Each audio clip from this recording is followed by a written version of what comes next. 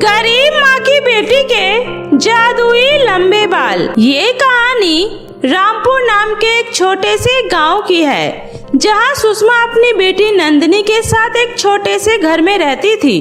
और वहीं एक दिन सुषमा अपने घर के बाहर बैठकर अपनी बेटी नंदिनी को देख रही थी, क्योंकि उसकी बेटी नंदिनी दिखने में जितनी सुंदर थी उतना ही सुंदर उसका मन भी था। वो गांव में हर किसी की मदद किया करती थी, वो भी बिना किसी स्वार्थ के, जिस वजह से सुषमा को अक्सर अपनी बेटी नंदिनी की चिंता लगी रहती थी। इसलिए वो अपनी बेटी से कहती है, नंदिनी बेटा, आजकल की दुनिया में कोई किसी का नहीं होता है और इतनी जल्दी लोगों पर भरोसा करना अच्छी बात नहीं है बेटा। तू क्यों हमेशा लोगों की मदद करने के लिए तैयार हो जाती है? तुझे पता है ना, इस दुनिया में गरीबों का कोई नहीं होता। माँ, इस दुनिया में चाहे कोई अमीर हो या गरीब, है तो आखिर सब इंसान ही ना।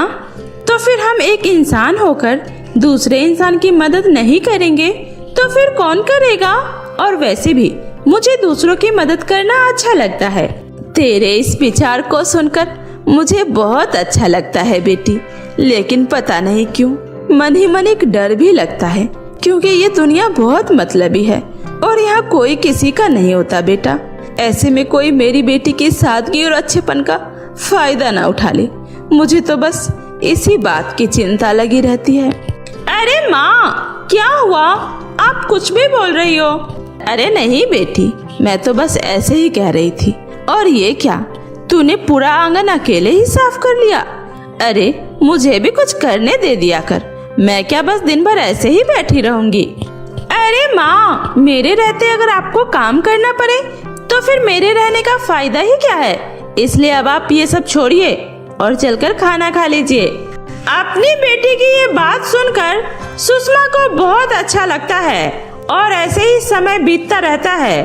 तभी एक दिन जब नंदिनी अपने घर के बाहर बैठी होती है, तभी देखती है कि एक गरीब बूढ़ी औरत जो दिखने में बहुत ही ज्यादा कमजोर लग रही थी और उसके कपड़े भी जगह जगह से फटे हैं, उसके घर के सामने से जा रही थी। नंदिनी उस बूढ़ी औरत को देखकर उसे रोकती है और कहती है, अरे अम्मा, आप कहाँ जा रही हैं? रुकिए, मुझे पता है आपने कई दिनों से कुछ भी नहीं खाया, इसलिए आप यहीं रुकिए, मैं अभी आपके लिए खाना लेकर आती हूँ।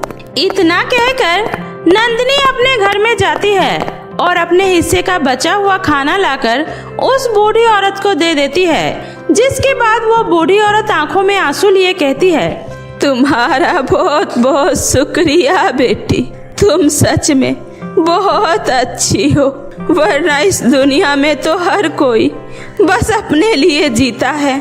मैंने यहाँ पर हर किसी से मदद मांगने की कोशिश की, पर किसी ने भी मेरे ऊपर ध्यान नहीं दिया, पर तुमने बिना कहे मेरे दिल की बात जान ली। सच में तुम्हारा दिल बहुत ही बड़ा है बेटी। ऐसी कोई बात नहीं अम्मा, ये तो बस मेरा फर्ज था, और आगे भी कभी आपको मेरी मदद की जरूरत हो तो आप मुझे जरूर बताना। अच्छा बेटी, अपना ख्याल रखना। इतना कहकर वो बूढ़ी औरत वहाँ से चली जाती है और उस बूढ़ी औरत की मदद करके नंदिनी को भी बहुत ही अच्छा लगता है।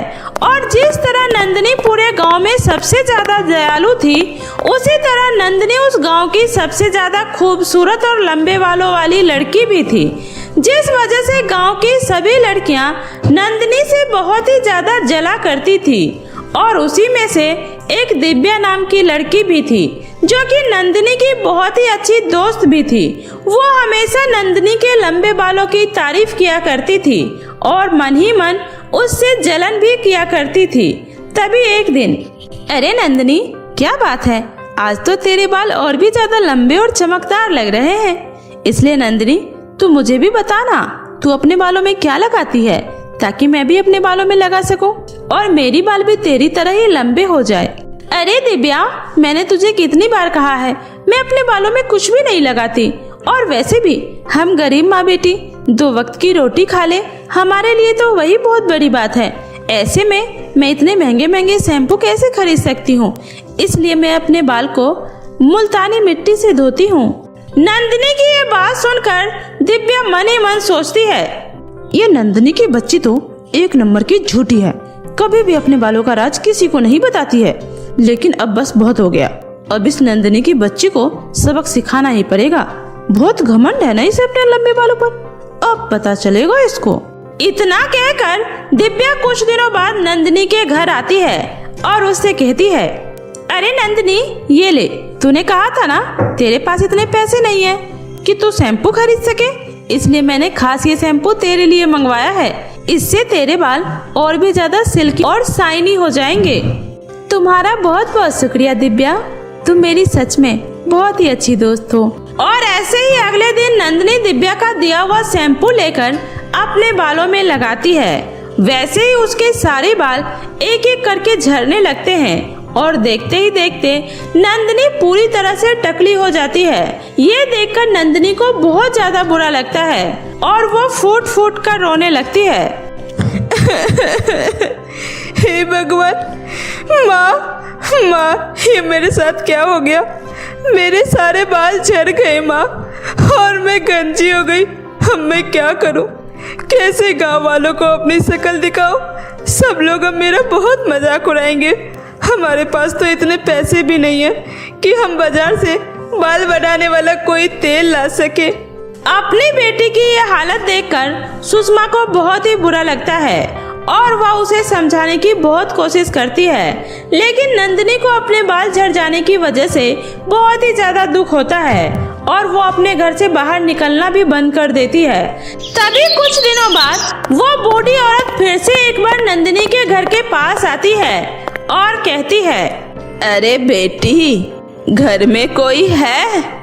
उस बूढ़ी औरत की बात सुनकर नंदिनी जैसे ही घर से बाहर आती है तो उसका उतरा हुआ मुंह देखकर वो बूढ़ी औरत उससे कहती है, क्या हुआ बेटी, आज तुम इतनी दुखी क्यों लग रही हो? और ये क्या, तुम्हारे लंबे और सुंदर बाल, तुम्हारे बाल कहाँ चले गए? उस बूढ़ी औरत की ये बात सुनकर नंदिनी रोते हुए उसे सारी बातें बता देती है, जिसके बाद वो बूढ़ी औरत अपनी थैली में से कुछ जड़ी बूटियां निकालते हुए कहती है, ये लो बेटी, ये कुछ जड़ी बूटियां हैं, तुम आज रात इन्हें पीसकर अपने सर पर लगा लेना, फिर देखना तुम्हारे इस खाली सर पर तुम्हारे बाल फिर से लहराने लगेंगे। और ये कोई मामूली बाल नहीं होंगे, तुम्हारे वो बाल तुम्हारी हर तरह से सहायता करेंगे। उस बूढ़ी औरत की ये बात सुनकर नंदिनी को कुछ भी समझ में नहीं आता, लेकिन नंदिनी को उस बूढ़ी औरत की बातों पर विश्वास जरूर होता है, इसलिए वो उन जड़ी बूटियों को ले जाकर रात होते ही उन्हें पीसकर अपने सर पर लगा लेती है, जिसके बाद देखते ही देखते नंदिनी के सर पर लंबे घने बाल आ जाते हैं और ये देखकर नंदिनी बहुत ही ज्यादा खुश हो जाती है। तभी जैसे ही नंदिनी खाना बनाने के बारे में सोचती है, वैसे ही उसके बाल अपने आप ही खाना बना देता है और ये देखकर नंदिनी बहुत ज्यादा हैरान हो जाती है। तभी उसे उस बूढ़ी औरत की बातें याद आती है, जिसके बाद नंदिनी समझ जाती है कि उसके ये बाल कोई मामूली बाल नहीं बल्कि जादुई बाल हैं। तभी वहाँ पर उसकी माँ आती है और कहती है, अरे ये क्या नंदिनी बेटा, कल तक तो तेरे सर पर एक भी बाल नहीं थे, फिर आज अचानक से तेरे सर पर इतने लंबे घने बाल कहाँ से आ गए? अपनी माँ की ये बात सुनकर नंदिनी उसे सारी बातें बता देती है, जिसके बाद उसकी माँ कहती है, चलो शुक्र है उस बूढ़ी अम्मा का जिसने तेरी इतनी मदद की, आखिरकार तेरी लोगों को मदद करने का फल तुझे आज मिल ही गया।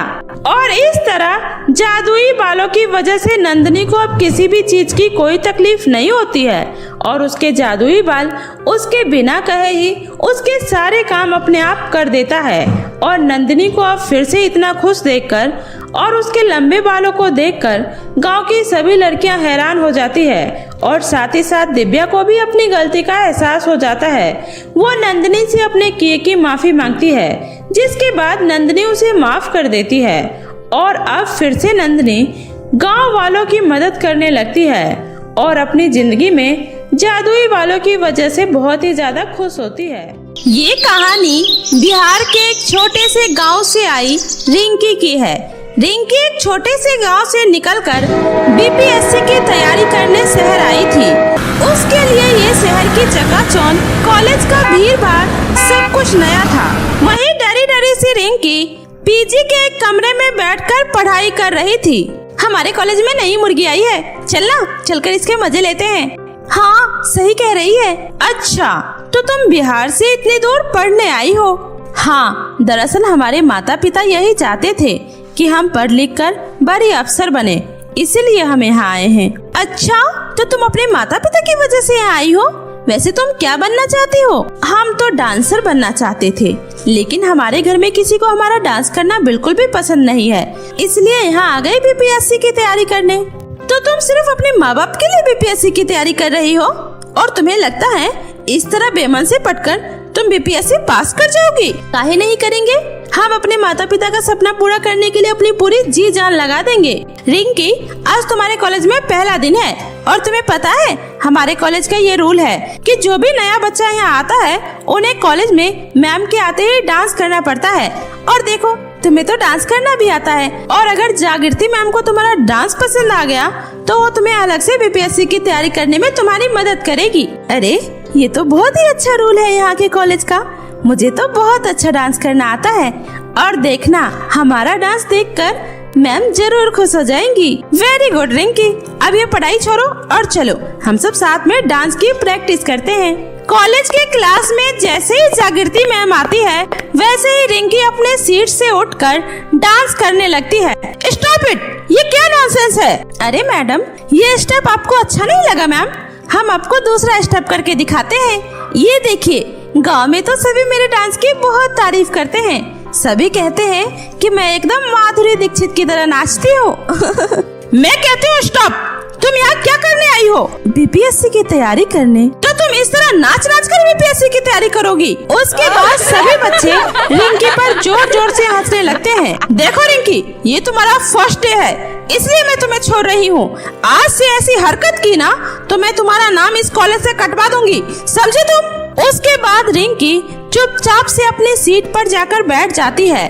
क्लास में हर कोई रिंकी का खूब मजाक उड़ाते हैं। पीजी में वापस से आने के बाद रिंकी किसी से भी बात नहीं करती।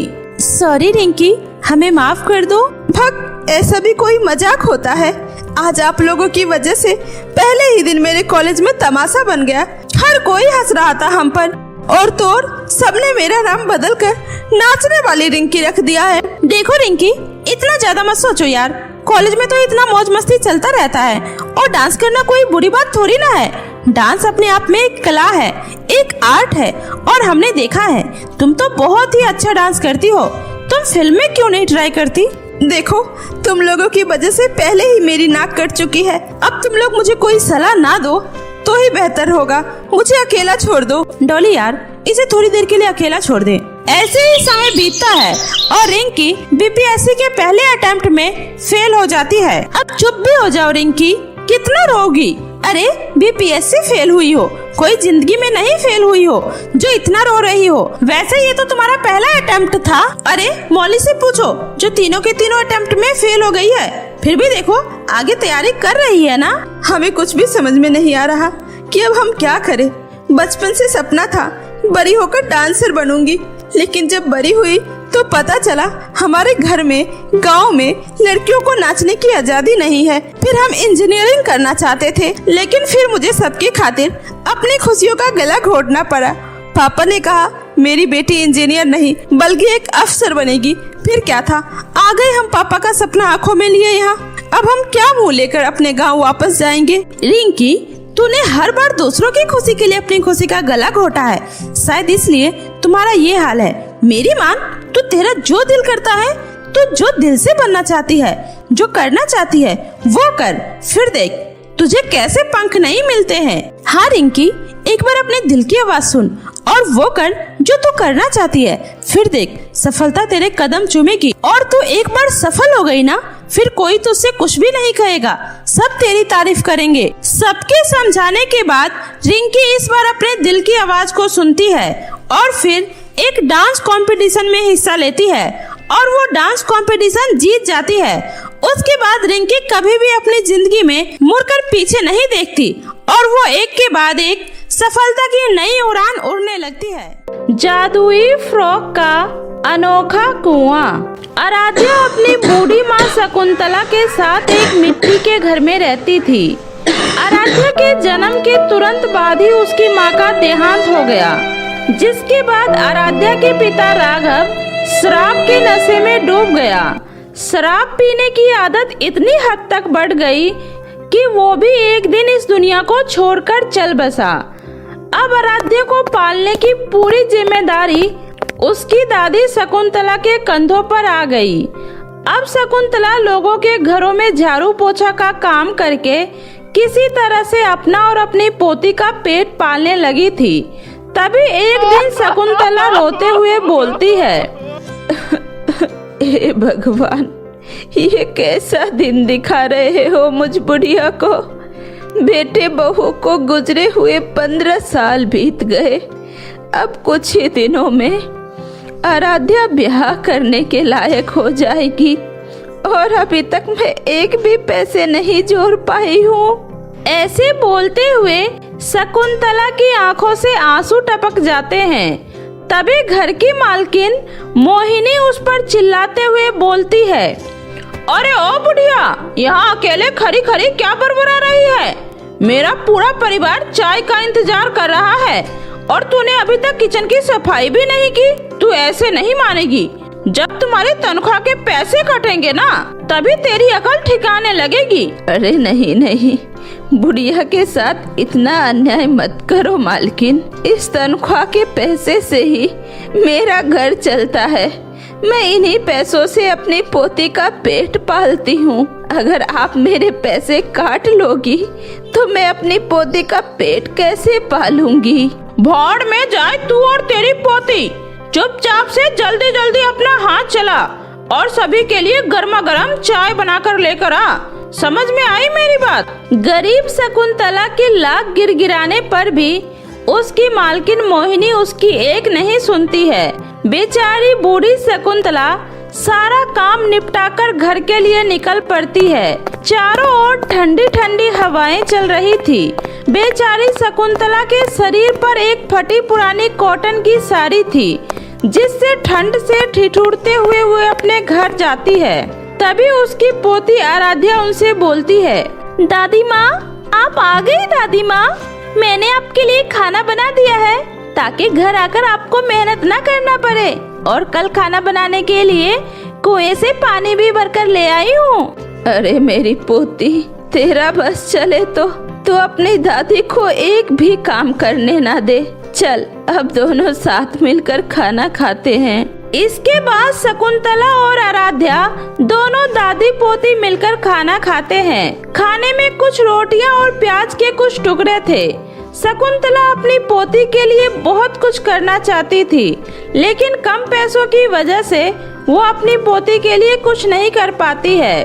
तभी शकुंतला अपनी पोती से कहती है, आराध्या बेटी, मुझे माफ कर दे बेटी। तेरी गरीब दादी ना तो तुझे पहनने के लिए अच्छे कपड़े दे पाई और ना ही तुझे अच्छा खाना खिला पाई। आप ऐसा क्यों बोलती हो दादी माँ?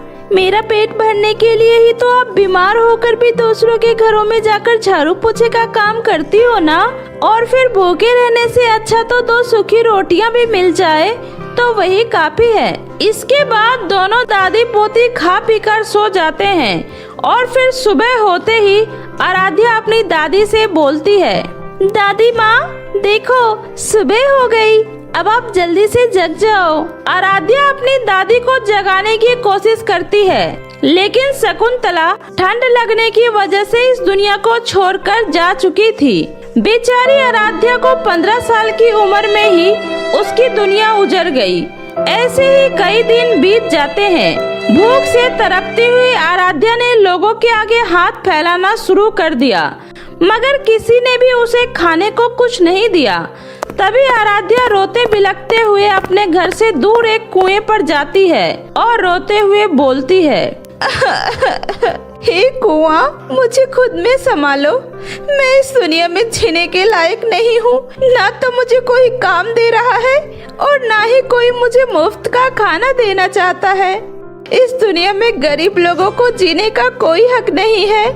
बचपन से ना तो कभी अच्छा खाने को मिला और ना ही कभी अच्छा फ्रॉक पहनने को मिला, लेकिन आज मुझे एहसास हो रहा है कि जब 2 वक्त की सूखी रोटी खाने को नहीं मिल रहा है तो पहनने के लिए अच्छे कपड़े कहाँ से मिलेंगे। मैं अब इस दुनिया में और जीना नहीं चाहती हूँ। मैं भी आपके पास आ रही हूँ दादी माँ। जैसे ही आराध्या कुएं में कूदने के लिए आगे बढ़ती है, तभी अचानक कुएं के अंदर से बहुत ही अनोखी और खूबसूरत फ्रॉक कुएं से बाहर निकलने लगती है। यह देखकर आराध्या हैरान हो जाती है। तभी कुएं से आवाज आता है, आराध्या, यह तुम क्या करने जा रही हो? बेटी, आत्महत्या करना पाप है। अरे ये सब क्या हो रहा है? पहले तो इस कुएं से इतने सुंदर सुंदर और चमकदार फ्रॉक निकलने लगे और अब यह कुआं बोल भी रहा है। मुझे तो कुछ भी समझ में नहीं आ रहा है। ये सब हो क्या रहा है? घबराओ नहीं आराध्या बेटी, मैं एक जादुई कुआं हूँ जिसके अंदर तुम लोगों की तरह ही जादुई फ्रॉक की दुनिया है। मैं तुम जैसे गरीब और लाचार लोगों की मदद करता हूँ। यह सभी फ्रॉक तुम ले लो और तुम इन्हें बेचकर तुम अपनी गरीबी दूर कर सकती हो। आपका बहुत बहुत धन्यवाद जादुई कुआं जी। आराध्या जादुई कुएं का दिया हुआ सारा फ्रॉक लेकर अपने घर चली जाती है और शाम को सभी फ्रॉक को बाजार में बेचने लगती है। आओ आओ, कम पैसों में सुंदर सुंदर खूबसूरत फ्रॉक खरीद कर ले जाओ। आओ आओ। आराध्या की आवाज सुनकर रीना नाम की एक औरत वहाँ पर आती है और उसके फ्रॉक को देखकर बोलती है, अरे वाह बिटिया, ये तो बहुत सुंदर सुंदर और खूबसूरत फ्रॉक है तुम्हारे। ये गुलाबी वाली फ्रॉक कितने की दे रही हो बिटिया? काकी, यह फ्रॉक केवल 500 का है। अरे वाह बिटिया, तुम तो इतने कम पैसों में इतना सुंदर सुंदर फ्रॉक बेच रही हो। हाँ काकी, इसी बहाने गरीब लोग भी कम पैसों में ही फ्रॉक खरीदकर अपनी बेटियों का शौक पूरा कर पाएंगे। रीना खुशी खुशी आराध्या से उसके फ्रॉक खरीद लेती है। ऐसे ही थोड़ी ही देर में उसके सारे फ्रॉक बिक जाते हैं। शाम को जैसे ही आराध्या घर लौटने को होती है, तभी उसके पास रास्ते में एक रोती बिलखती हुई लड़की आती है और उससे कहती है, दीदी मेरी मदद करो, कल मेरा जन्मदिन है और मेरे पिताजी के पास इतने पैसे भी नहीं है कि वो मुझे मेरे जन्मदिन पर एक फ्रॉक तक दिलवा सके। दीदी प्लीज मेरी मदद करो। आराध्या जैसे ही उस गरीब लड़की को देखती है, उसे उसके ऊपर बहुत ही तरस आ जाता है, जिसके बाद वो अनोखे कुएं से मिली हुई फ्रॉक में से एक सबसे सुंदर फ्रॉक उससे देती है और कहती है, ये लो, ये फ्रॉक तुम्हारे ऊपर बहुत अच्छा लगेगा और हाँ, तुम अपना जन्मदिन बहुत ही अच्छे से मनाना। आराध्या फ्रॉक के साथ साथ उस गरीब लड़की को कुछ पैसे भी देती है, जिसके बाद वह गरीब लड़की आराध्या का धन्यवाद करके खुशी मन से वहाँ से चली जाती है। अगले दिन वो लड़की खुशी खुशी अपना जन्मदिन मनाती है। वहीं दूसरी तरफ आराध्या अनोखे कुएं से और भी फ्रॉक मांगने जाती है।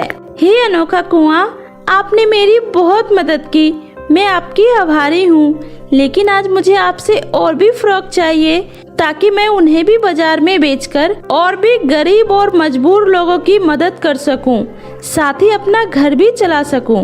आराध्या के इतना कहते ही अनोखे कुएं के अंदर से बहुत सारे खूबसूरत फ्रॉक निकलकर बाहर आ जाते हैं, जिसके बाद आराध्या अनोखे कुएं का धन्यवाद करती है। आपका बहुत बहुत धन्यवाद अनोखा कुआं जी, आज आपकी वजह से मैं गरीब लोगों की मदद कर पा रही हूँ। ये सब आपकी वजह से ही हो पाया है। अगर आप मेरी मदद नहीं करते तो पता नहीं क्या होता। अरे अरे, तुम्हें हमारा धन्यवाद करने की कोई जरूरत नहीं है। मैं आगे भी इसी तरह से तुम्हारी मदद करता रहूंगा। जब भी तुम्हें मेरी मदद की जरूरत हो तो मेरे पास दौड़ी चली आना और मैं तुम्हें ढेर सारे फ्रॉक दूंगा, वो भी मुफ्त में। आराध्या वहाँ से सारे फ्रॉक लेकर घर आ जाती है और बाजार में जाकर बेचना शुरू कर देती है। शाम होने तक आराध्या उन सारे फ्रॉक को बेचकर अच्छा पैसा कमा लेती है और खुशी खुशी अपने घर आ जाती है। इसी तरह आराध्या की सारी परेशानी दूर हो जाती है और अब आराध्या के जीवन में खुशियां ही खुशियां होती है। साथ ही वो अनोखे कुएं के फ्रॉक की मदद से गरीब और असहाय लोगों की मदद करने लगती है।